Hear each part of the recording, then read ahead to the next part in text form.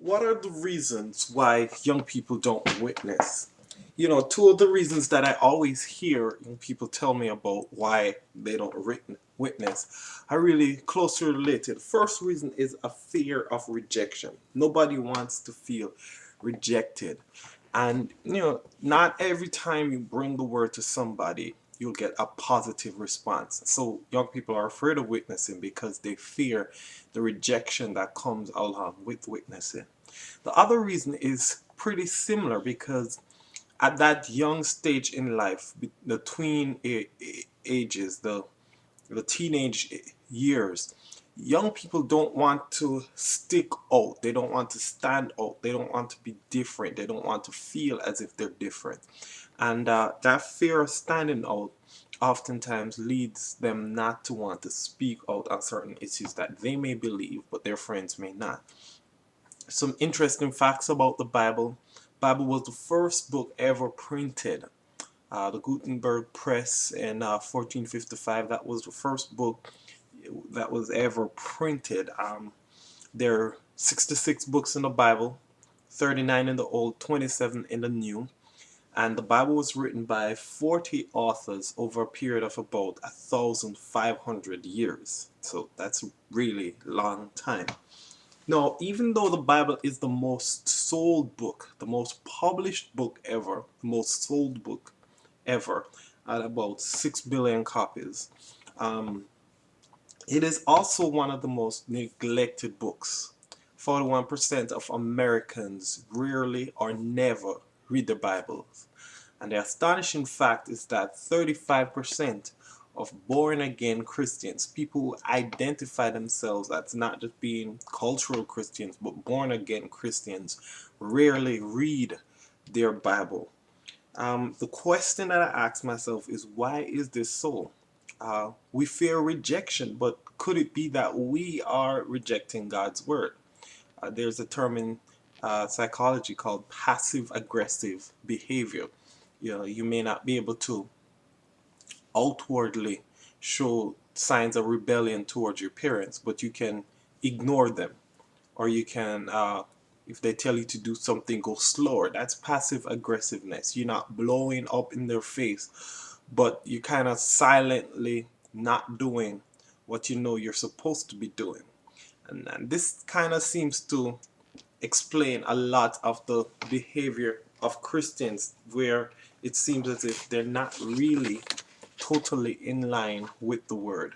Now, the Bible talks about a type of passive aggressive attitude in the book of Matthew, chapter 13, when Jesus deals with the parable of the sower. Where we're talking about four types of soil. The first type is the wayward path, where they receive the word, but they don't really take it in fully. And the birds, which the Bible tells us would be the devil, comes and quickly snatches away the word. Matthew chapter 13, verse 3, 4, and 19, it says, "And he spake to them many things in parables, saying, Behold, the sower went forth to sow.